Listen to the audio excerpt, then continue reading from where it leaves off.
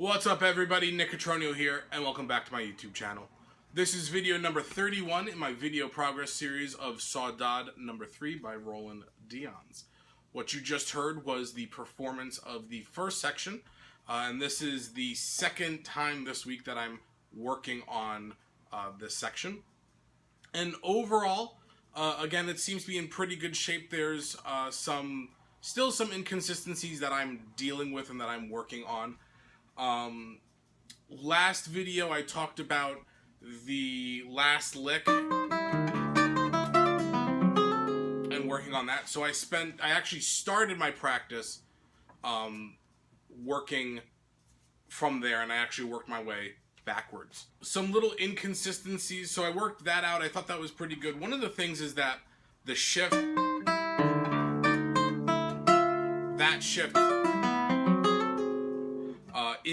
I'll say in the middle of playing, even though while it's isolated it works pretty well, while I'm playing I can feel myself tighten up during that. And so something that I'm doing in practicing that is making sure that I am practicing larger phrases and incorporating that into the piece, making sure that I'm not tightening up there. And that's going to take some time to sort of work out that issue. I believe I tend to rush that.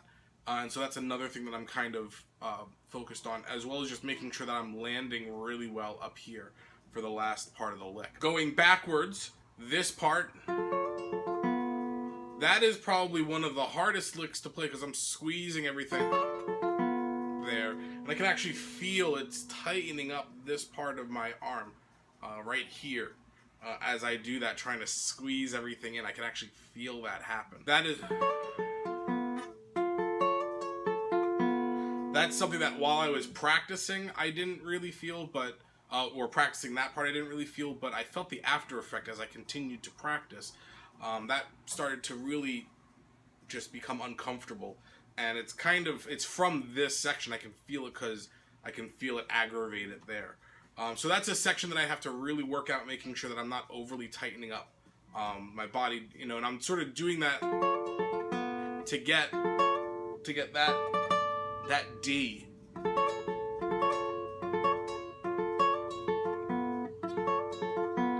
That part. Moving backwards from there, I also changed a few fingerings. Starting with this part, I was originally using my fourth finger, and I actually switched to using my third finger. I get a better attack, a better slur with that third finger, and I actually have more surface area to get a good pull off. So I'm going to change that fingering.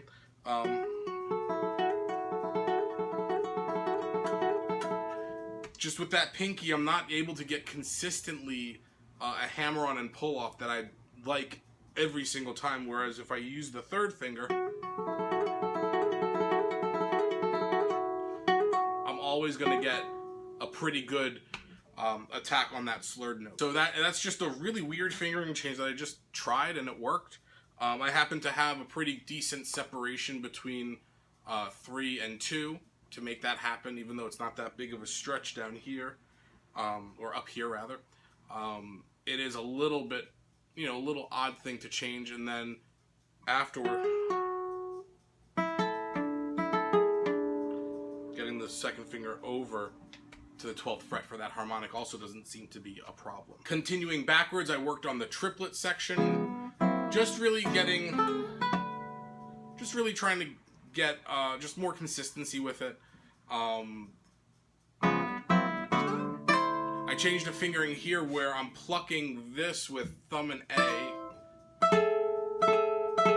to get that a little bit quicker. Using the A finger seems to make that work a little bit better. And that's pretty much where I worked up to practice-wise.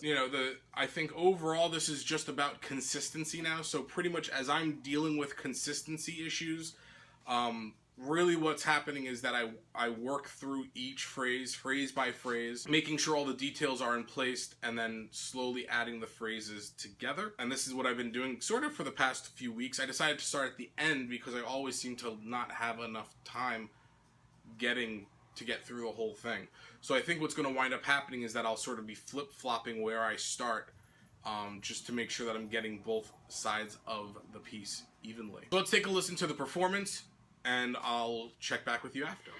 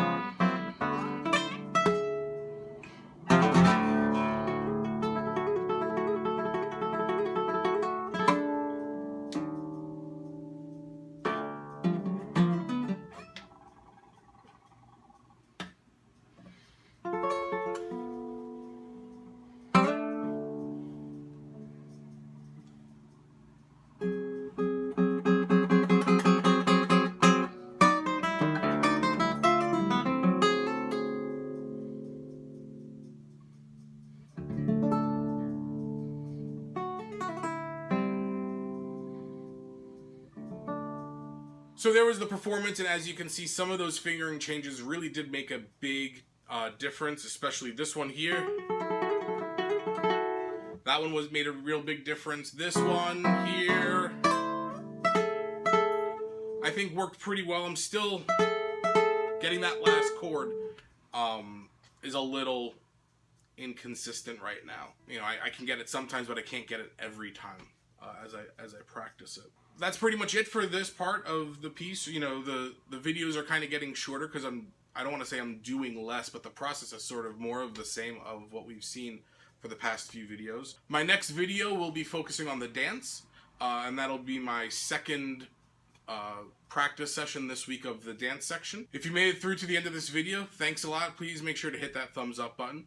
If you haven't done so already, please make sure you subscribe to my channel and make sure you hit that bell notification button so that way you get notified every time I release a new video. Thanks again for watching, and I'll see you guys in the next video.